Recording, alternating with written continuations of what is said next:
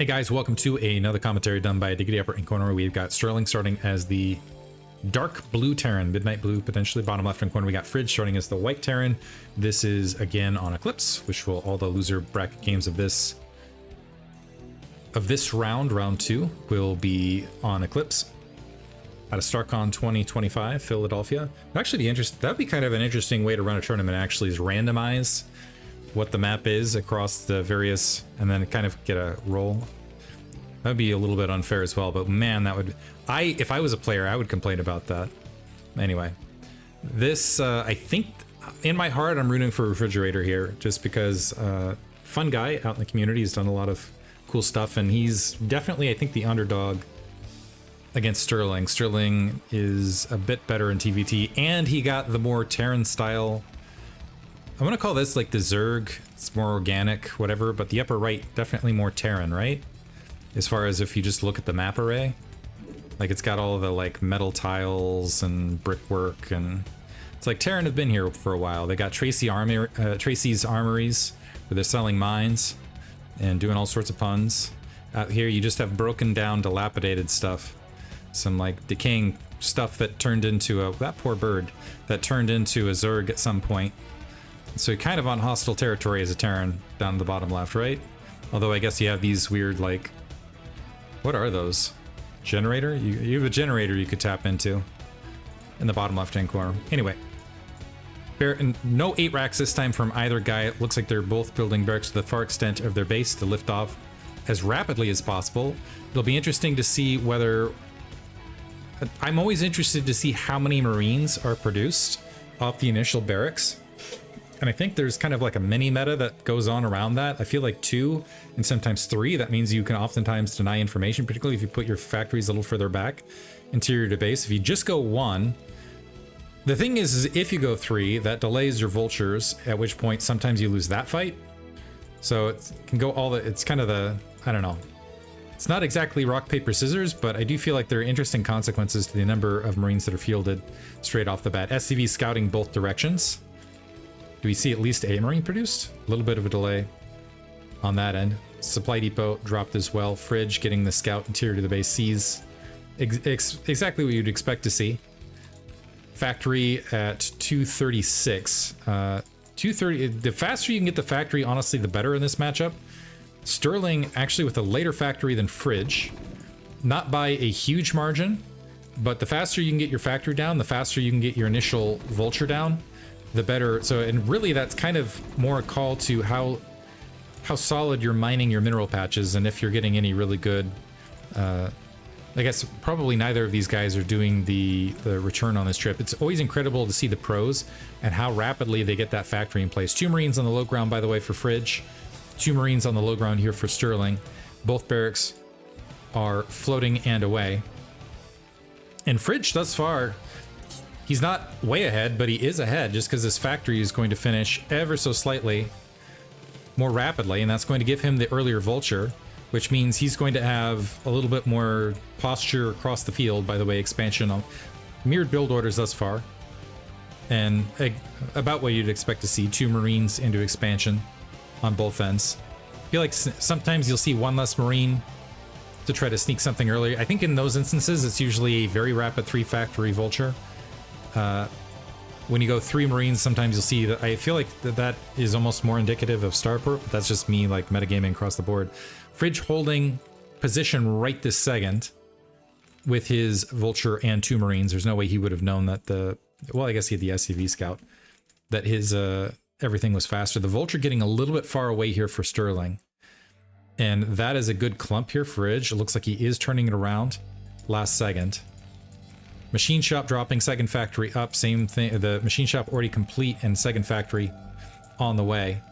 Third factory for Fridge, so I'm expecting this to be just straight vulture from him. It looks like a siege tank being constructed from Sterling, interestingly enough. And Sterling gonna go ahead and back off. I actually kind of like, I would like to see more cruft at the natural. In fact, maybe the vulture holds. Maybe you attack that barracks, leave the vulture down here so it spots. Anyway, speed being upgraded. Fridge just gonna go Vulture Man hard. Sterling is also getting Vulture speed, but going some more siege tanks to try to deal with this. This is a slightly smaller choke, but sometimes if you just get the massive Vultures into the natural expansion, you can still swat that siege tank. If you get a critical mass of siege tanks, and you have enough corrupt, honestly, out here, I think it puts you in a good situation. The siege tank's trying to hide away from that barracks. The barracks taking some initial damage. That siege tank is going to get spotted. So it's just going to be Vultures and siege tanks out here on this end versus just 3 Vulture opposite side. And I'm wondering if Fridge is going to go for it, seeing what he's got. There's the 2 siege tanks. And is Sterling going to move out with this? This is dangerous. Cancellation of something, by the way. This is now... This could be a loss here for Sterling. Starting to run out with the siege tanks, they're not going to be able to get back to defend. These Vultures can wipe out the near side Vultures, allow reinforcements and SCVs to attack the siege tanks and sweep on by and wipe out the natural expansion. Barracks is landing. That'll interrupt some attack fire. Here comes Sterling with the siege tank. Let's see if Fridge... Yeah, starting to sweep out. He needs to... Is able to focus fire those Vultures, but if he can just sweep right on by, ignore the siege tanks, looks like he's gonna hold. Actually, that should be a Sterling win then. Yeah, because Sterling now is going to be able to bully this back. This is before mines now. Now SCV's pulling out with the Vulture support. The tanks taking some damage as they're trying to seize, and this is delayed mining time, however. Siege tank eating some damage. Sterling still trying to get something down. By the way, Fridge has missed a number of SCVs on top of everything else. Siege tank with a Vulture support looks like it's going to get picked off, but man, you can see how many shots those siege tanks take. Now that natural expansion very exposed, a bunker being built. 2 Marines here are up to 3 factories behind this. No additional siege tanks, however. And the Vultures flooding through. Sterling does have enough Vultures to hold behind this, however. Barracks took some damage. I think it got a good scout. But at the end of this, Sterling just macroing much, much better, but potentially in a bad defensive spot here, because he's got all sorts of mines that are being planted on the front, which means theoretically, if Fridge switches to some siege tank production, can get his own siege up with all of these mines out in front, could make his way across. A few Vultures slipping through the lines. It looks like they got cleaned up pretty rapidly, though.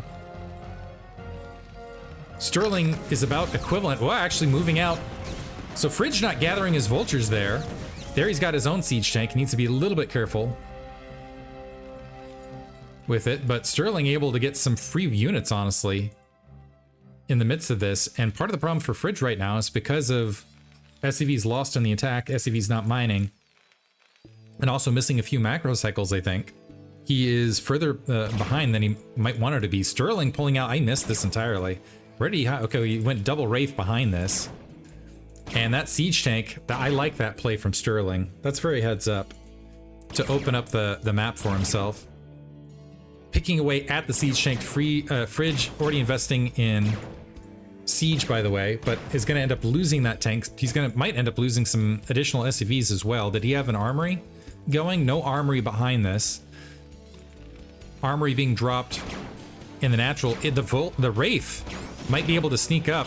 Engineering bay also being dropped. Yeah, if they focus on... If they just make their way across, might be able to focus this. 2 more Wraiths sailing across.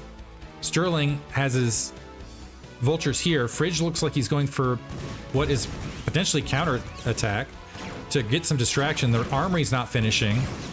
SCVs are wiped out. The Vultures have made their way through. So we're seeing massive attack on both ends. And they're Fridge gonna GG. Yeah, recognizing that I think he might have ended up losing a siege tank on mines as he's trying to make his way across. Because Sterling dropped a few mines here in the corner. Let's rewind a bit just to make sure that is in fact what happened. But Sterling able to completely flip that one. So where's the siege tank? So this one gets wiped out. Times 2 it. There's one more siege tank out here that managed to crawl across. So here it is. We've got these mines to the north. And my guess is that this siege tank, and then we got some counter mines here on the ground as well. Yeah, and there's just no way that this siege tank can get through all this, is what I'm guessing. I'm waiting for the mine drag and explosion. There it is. Oh! Yeah. There it is. So that happened in the opposite field while all of this was happening down here. So Sterling advances. Fridge is unfortunately eliminated, but I gotta say, Fridge made a showing of it. Hope you guys enjoyed it. Thanks for listening.